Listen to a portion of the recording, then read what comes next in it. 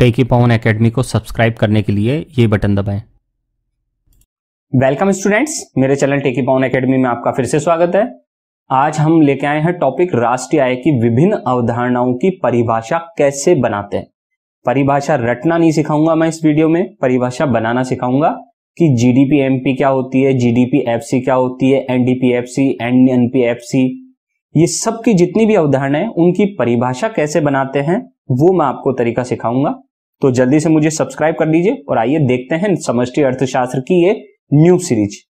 चलिए, आज का हमारा टॉपिक है राष्ट्रीय आय की विभिन्न अवधारणाओं की परिभाषा कैसे बनाई जाए। देखते हैं न्यू सीरीज संपूर्ण समष्टि अर्थशास्त्र। सबसे पहले आपको कुछ टर्मिनोलॉजीज, शब्दावली देखनी होगी, उसी के बेस पे हम फिर इसको कर सकते हैं। समष्टि अर्थशास्त्र पढ़ना है आपको तो ये शब्द आपको जानना बहुत जरूरी है, ये कंपलसरी है। तो जी बराबर ग्रोस माना गया है सकल। एन फर्स्ट का मतलब है नेट शुद्ध। ये एन फर्स्ट क्या होता है बच्चों? एन फर्स्ट का मतलब मैंने यहां देखिए, आप ये नीचे आप देखेंगे तो ये एन, फिर एन और पी और एफ सी है। तो ये जो पहला एन दिख रहा है ना, इसी को मैंने फर्स्ट एन कहा है। ये जो आपको पहला एन दिख रहा है यही हमारा क्या है? फर्स्ट एन है। ठीक है, इसी को मैं पहला एन कहूंगा, इसको मैं दूसरा एन कहने वाला हूं। तो आप ध्यान रखना कि फर्स्ट एन का मतलब जो सबसे पहले आता है एन, और जो मिडिल में आएगा, जैसे मिडिल का मतलब यहां हो सकता है बीच में, सेकंड एन यहां आएगा हमेशा और फर्स्ट एन यहां पे आएगा हमेशा। ठीक है, तो फर्स्ट एन का मतलब हम क्या मान रहे हैं? फर्स्ट एन का मतलब नेट है, जिसे हम हिंदी में शुद्ध कहते हैं। सेकंड एन का मतलब होता है नेशनल, जिसे हम राष्ट्रीय कहेंगे। डी का मतलब होता है समष्टि अर्थशास्त्र में डोमेस्टिक, घरेलू। पी का होता है मतलब प्रोडक्ट, उत्पाद। एमपी का मतलब होता है मार्केट प्राइस, बाजार कीमत।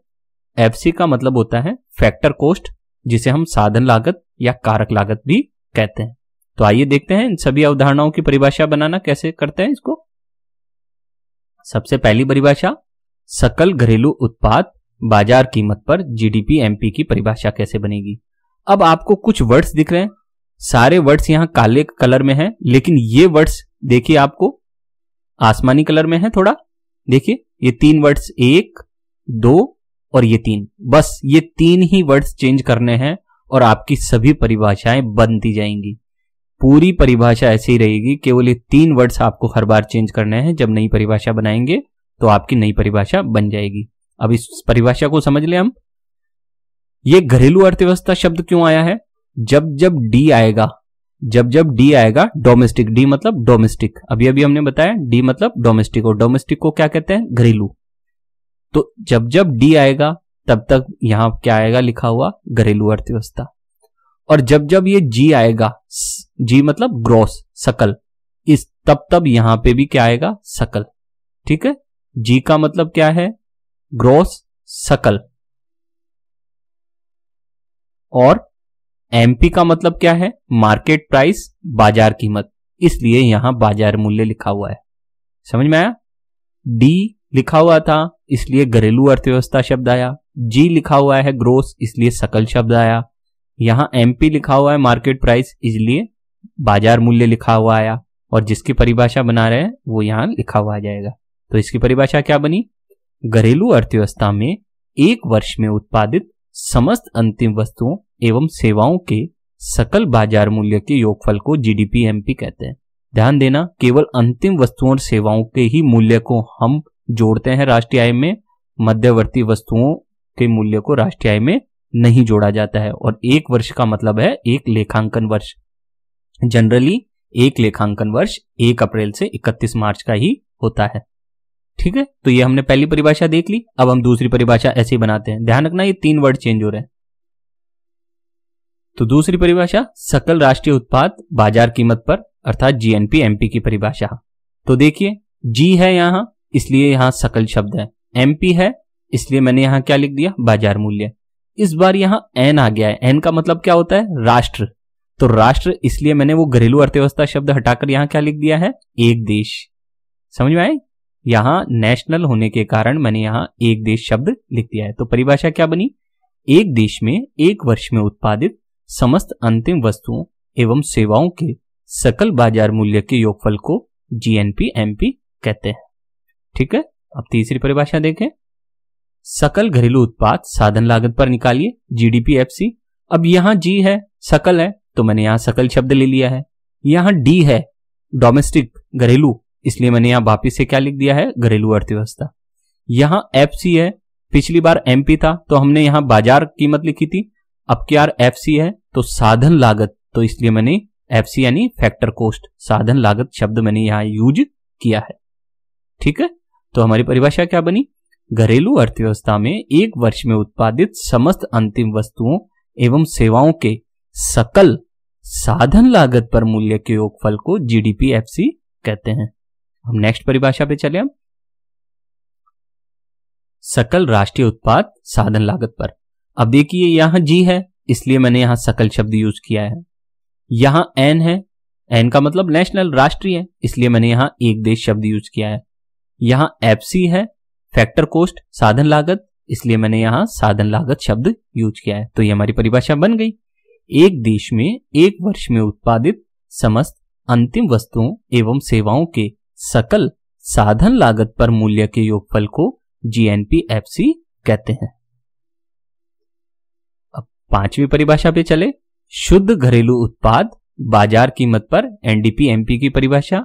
अब ध्यान दे, यहां एन है, इतनी देर से जी लिखा हुआ रहा था तो हम ग्रोस शब्द यूज कर रहे थे, सकल, लेकिन अब एन आ गया। एन का मतलब क्या होता है, यहां पहला एन है ना, इसका मतलब क्या होगा, नेट, शुद्ध, इसलिए इस एन की जगह, इस एन के कारण हमने यहां कौन सा शब्द ले लिया है, शुद्ध, एन नेट बराबर शुद्ध।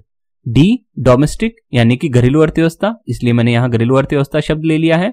यहां MP है, बाजार कीमत, इसलिए मैंने यहां बाजार मूल्य शब्द ले लिया है। तो हमारी परिभाषा बन गई है, घरेलू अर्थव्यवस्था में एक वर्ष में उत्पादित समस्त अंतिम वस्तुओं एवं सेवाओं के शुद्ध बाजार मूल्य के योगफल को NDP-MP कहते हैं। अब आगे बढ़ते हैं। छठा पॉइंट, शुद्ध घरेलू उत्पाद साधन लागत पर NDP-FC। तो देखिए यहां एन है तो नेट शब्द, इस कारण से यहां मैंने शुद्ध शब्द लिया है। यहां डी है डोमेस्टिक, तो यहां मैंने घरेलू अर्थव्यवस्था लिया है। यहां FC है साधन लागत, इस कारण से मैंने यहां साधन लागत शब्द लिया है। तो हमारी परिभाषा क्या बनी, घरेलू अर्थव्यवस्था में एक वर्ष में उत्पादित समस्त अंतिम वस्तुओं एवं सेवाओं के शुद्ध साधन लागत पर मूल्यों के योगफल को NDP-FC कहते हैं, और इसे ही घरेलू आय भी कहते हैं। ध्यान रखना, इसे ही घरेलू आय भी कहते हैं। इसकी परिभाषा और भी आय विधि से बन सकती है। मैं आपको जो ये विधि बता रहा हूं, मैं वो आपको दूसरी विधि बता रहा हूं, मूल्य वृद्धि विधि, या हम जिसे हम आय विधि नहीं है, ये व्यय विधि नहीं है, हम इसमें क्या कर रहे हैं, अंतिम वस्तुओं और सेवाओं का योगफल जोड़कर इस विधि से हम ये निकाल रहे हैं। आगे बढ़ते हैं। सातवीं परिभाषा, शुद्ध राष्ट्रीय उत्पाद बाजार कीमत पर NNP-MP।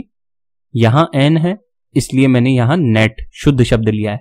यहां दूसरा एन है नेशनल, इसलिए मैंने यहां एक देश शब्द लिया है। फिर यहां MP है, तो इसलिए मैंने यहां बाजार मूल्य शब्द लिया है। तो परिभाषा क्या बनी, एक देश में एक वर्ष में उत्पादित समस्त अंतिम वस्तुओं एवं सेवाओं के शुद्ध बाजार मूल्यों के योगफल को NNP-MP कहते हैं। अब हमारी आठवीं परिभाषा आती है, शुद्ध राष्ट्रीय उत्पाद साधन लागत पर NNP-FC। यहां एन है, नेट, ये एन फर्स्ट है ना, तो फर्स्ट एन का मतलब क्या होता है, नेट, शुद्ध, तो ये शुद्ध शब्द आ गया। दूसरे एन का मतलब राष्ट्र, नेशनल, तो यहां एक देश आ गया। यहां FC लिखा हुआ है, इसलिए यहां पे साधन लागत आ गई है। तो ये परिभाषा बनकर तैयार है, एक देश में एक वर्ष में उत्पादित समस्त अंतिम वस्तुओं एवं सेवाओं के शुद्ध साधन लागत पर मूल्य के योगफल को NNP-FC कहते हैं, और इसे ही राष्ट्रीय आय भी कहते हैं। ध्यान रखना, राष्ट्रीय आय का मतलब हर कोई अवधारणा नहीं होती है, केवल और केवल NNP-FC को ही राष्ट्रीय आय कहते हैं। उम्मीद है आपको ये परिभाषा बनाने का तरीका अच्छा लगा होगा, आपको सरल हो गई होगी आपके लिए अवधारणाएं, राष्ट्रीय आय की विभिन्न अवधारणाएं कैसे हम परिभाषा बना सकते हैं, ये आपके फ्यूचर में कंपटीशन एग्जाम्स में भी काम आती रहेंगी। अगर आपको कंटेंट अच्छा लगा हो, टॉपिक अच्छा लगा हो, तो प्लीज मेरे चैनल को सब्सक्राइब करना ना भूलें। बहुत बहुत धन्यवाद।